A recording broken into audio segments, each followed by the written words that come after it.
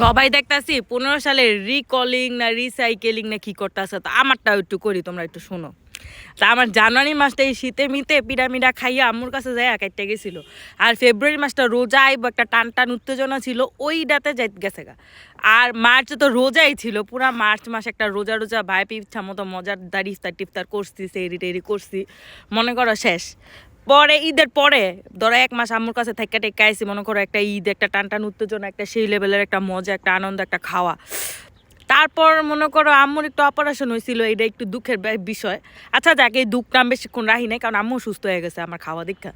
পরবর্তীতে মনে করো কুরবানির আল্লাহ গরুর গোস্তর একটা টেনশন, কখন খামু গরুর গোস্ত, মানে একটা গরুর গোস্ত একটা টান টান উত্তেজনার মধ্যে কুরবানির গোস্তের মানে কুরবানির 2 মাস কাটাই দিছি।